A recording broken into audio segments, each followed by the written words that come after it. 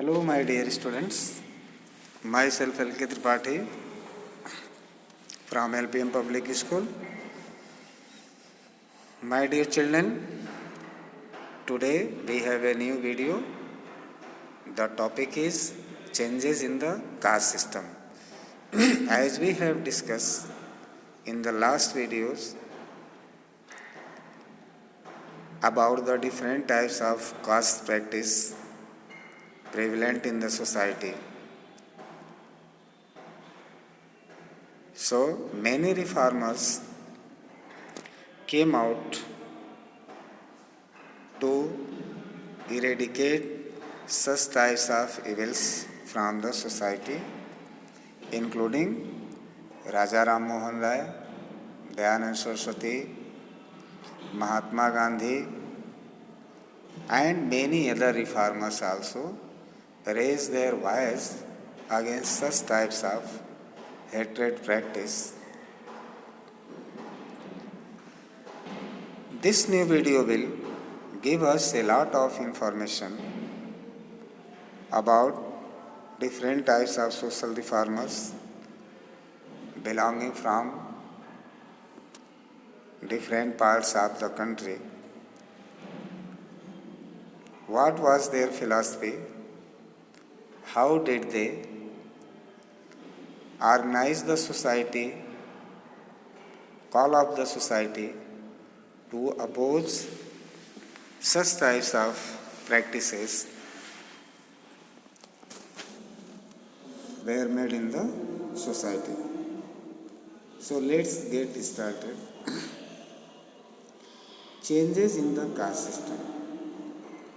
The British rule brought about many changes in the Indian society, which in the long run helped reduce caste rigidity. We can say Britishers also played important role to abolish such types of rigidity from the Indian society. They were against all these things. What were their roles? No legal discrimination. The British introduced a uniform administrative, legal and political system that treated all castes equally. Railways also played an important role to abolish the caste discrimination from the society, because railway is such a means of transport where people from different castes enter to the compartments, go to seat without any discriminatory performances. Different people from different castes go to the railway and no such practice is made there. So railway helped the government as well as the people not to practice such things on the basis of caste. The British introduced a new system of mass transport like the railways, in which people of different castes had to travel together. This forced people of different castes to interact and mix with each other. Western education. The educational institutions set up by the British for spreading Western education were open to all sections of society. Thus, children of the lower caste were equipped with some resources to make their way in the changing world. Next, that is Migration. British economic policies resulted in widespread landlessness and deindustrialization.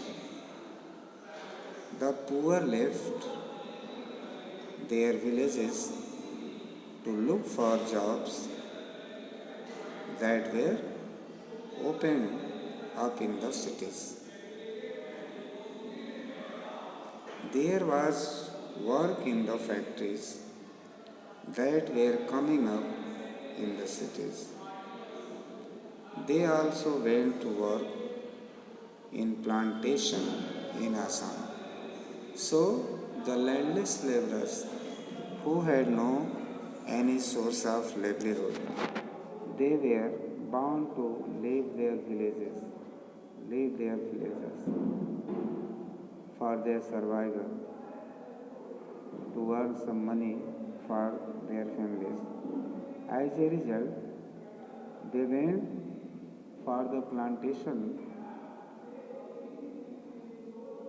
work in Assam, Mauritius, and other neighboring countries. They migrated there.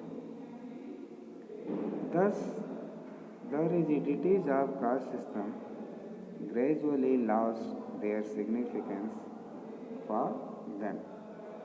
इस तरह से जो caste based rigidity थी, जो practice थी, वो धीरे धीरे ख़त्म होती गई और लोग एक साथ करीब करीब एक साथ में रहने लगे. First world war. The outbreak of the First World War also opened job opportunities for the poor low-caste people. As the British government required more soldiers, it started recruiting people from low-caste groups such as the Mahars and formed the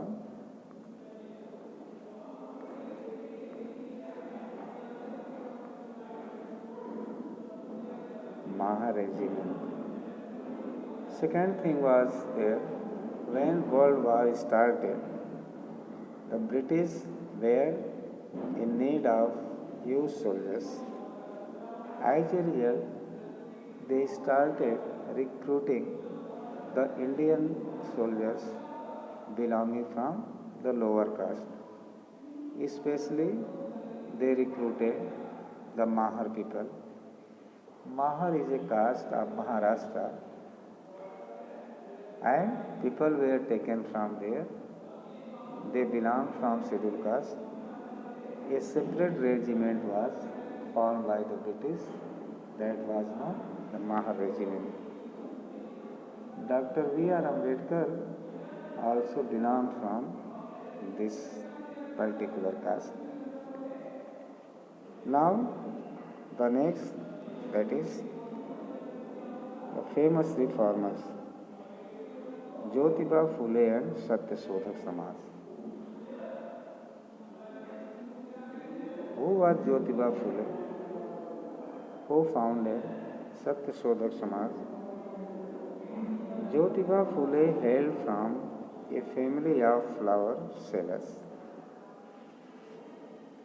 He studied ancient texts thoroughly and argued that Aryans were foreigners and therefore had no rights to land and power.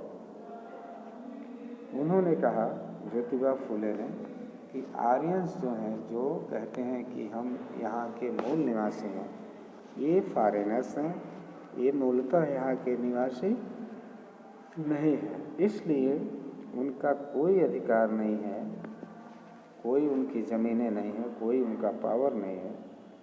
Which actually belong to the indigenous people whom the Aryans call low caste or Sudras.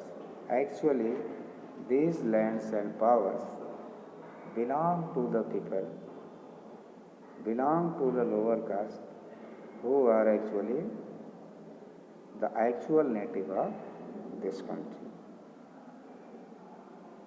And the people who are referred Sudras or lower caste, they are the real settler of this country. In 1873, he founded the Sat Sodhak Samaj, an organization whose primary aim was to improve the conditions of the oppressed classes and propagate caste equality. He gave great importance to education and founded a library for low caste people and a school for low caste girls. As a result, to improve the condition of the lower caste people, he founded libraries and also schools for low caste girls. बहुत सारे school और library की स्थापना लो cast girls के लिए उन्होंने किया. Jyotiba Phule educated his wife Savitri Bai and appointed her as a teacher in his school. In 1851, they opened one school especially for girls from the downtrodden Mang and Mahar caste. He wrote a book titled Gulambiri. In this book, he asked all low caste Indians to unite and fight for building a new society based on equality and absence of caste discrimination. This book was dedicated to all those Americans who had fought to free slaves. Next, Sri Narayan Guru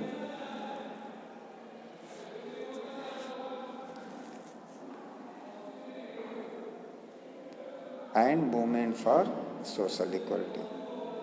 In the 19th century, some movements demanded the creation of a society based on social equality and justice. One such movement was led by Sri Narayan Guru in Kerala. Narayan Guru belonged to an Ijava family. Ijavas were considered to be low caste people.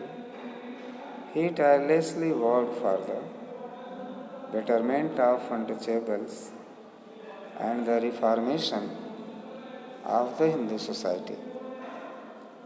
For this purpose, he founded the Sri Narayan Dharma Paripalana Yogam in 1903. He believed that there was no reason for caste differences to continue among human beings. He was convinced that low caste or Dalits could progress only through education, and therefore he established a number of schools to educate people of lower caste. Swami Vivekananda and Ramakrishna Mission. Swami Vivekananda was a disciple of Ramakrishna Paramhans and the famous saint from Bengal. As a social reformer, he opposed the retrograde social practices like casteism and untouchability. According to him, God is present in every living being, and so serving the most downtrodden people of the society amounts to serving the Almighty Himself. In this way, he taught the people in different ways that God is one, everyone is the child of God, Rest we shall discuss in the next video tomorrow. Till then, goodbye.